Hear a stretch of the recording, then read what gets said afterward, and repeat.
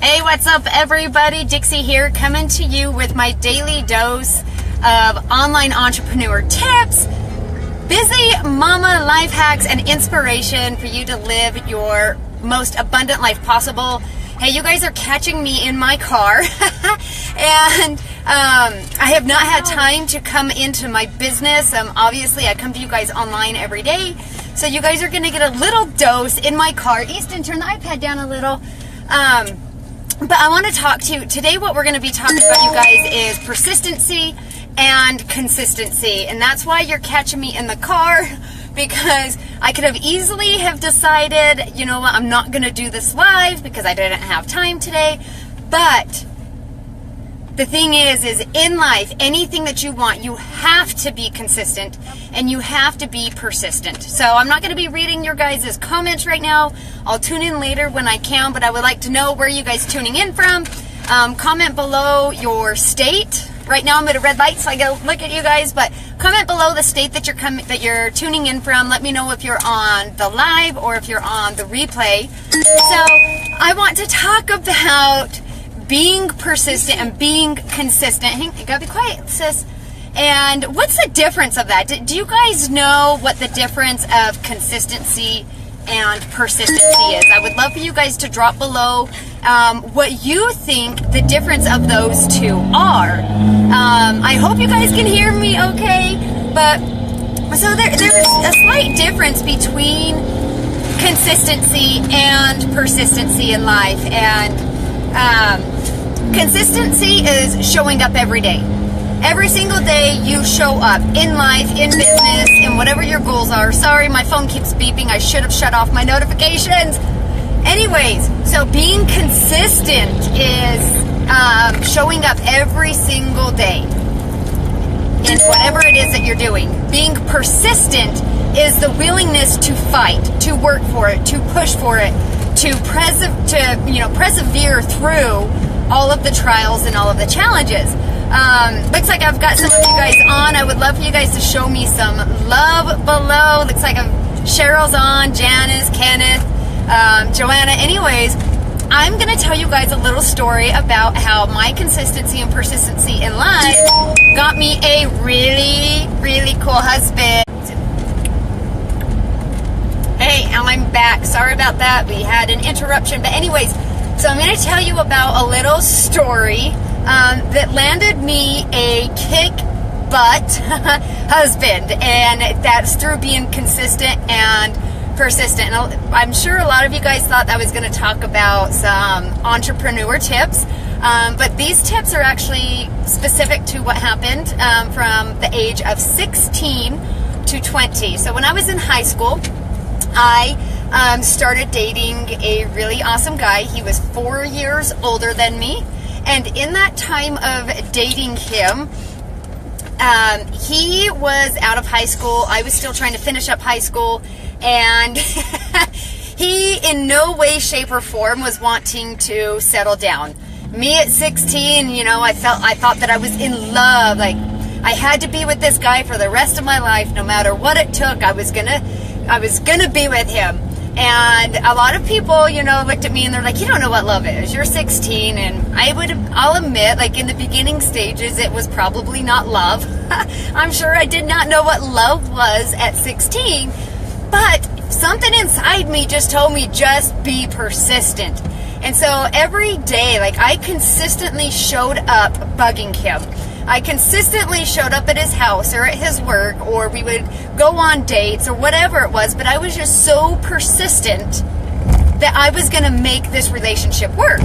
And it was not easy for the first couple of years. It was really rough because there was not that commitment. There was not seriousness. There was roadblocks. There were sometimes there were, you know, things that derailed our relationship. I mean, it was rocky on and off. And this is the same thing in life. Like, if there is something that you want in life, you can get it if you practice being consistent and persistent and fighting through whatever the struggles are, whatever their challenges are, whatever comes in your way. If you have a dream or a goal, like, you just push through no matter what it takes.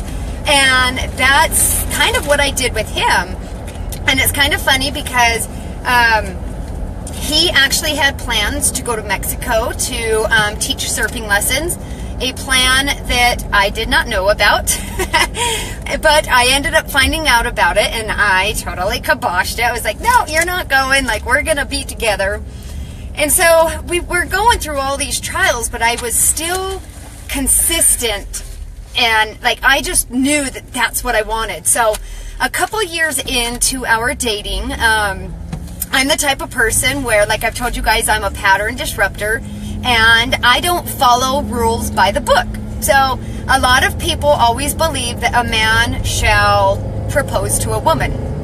Not in my book. I was going to disrupt that pattern because it was something I wanted, and I was going to work for it.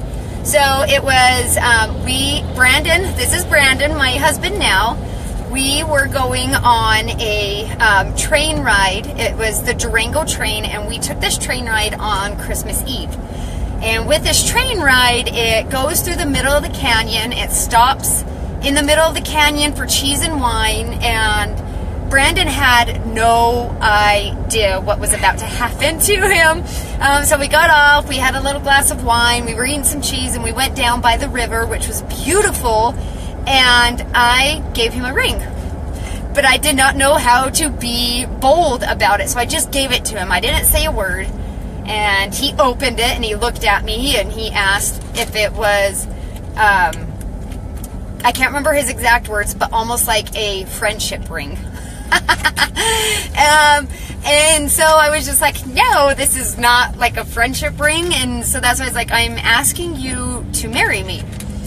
Well, he didn't answer. The train started blowing the horn. They told us they will blow 3 times, and at the 3rd time, they are leaving the canyon. So they blew it the 3rd time, and I told them, hey, we gotta go, like, they're going to leave us. He was in shock that he did not even hear the train signaling that they were leaving. So we went and got on the train, and let me remind you that I told all my girlfriends, I told all of my family that I was going to propose to Brandon. And he didn't answer me. So we get back on the train, and we're like an hour into this train ride, and I still had not got an answer from him. Pure silence. So all that's going through my mind is, I'm going to have to spend the rest of the holiday with this guy that does not want to marry me. I'm going to have to go home and walk the Hall of Shame to tell everybody that he turned me down. But we got off that train, and he went and bought me a ring. So I just wanted to tell you this story about, no matter what it is in life, if you hold those 2 things and you follow through with them, you can get whatever you want. Like for me, I wanted a husband, and I wanted a husband that would take care of me, and I knew the way he was raised and his values and his morals, he was going to be the one to totally change my world. And so now here we are. We've been married 12 and a half years. We have been together for 16 and a half years.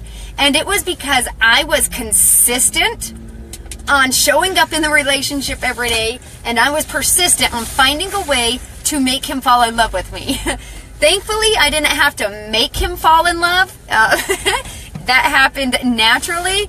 But anyways, I just really wanted to come to you guys and tell you that no matter what it is in life, you can get it. You just have to be consistent. You have to be persistent. No matter if it's a dream, it's a financial goal, or even like for me, getting a killer husband. So anyways, you guys, I'm going to check off now. We're about to jump on the freeway. The light's going to turn green here in a minute. But so I just wanted to come to you guys and give you just some of my life tips on how to get through life and achieve those things that you want. So thanks everybody for tuning in, and I am checking out as your pattern disruptor.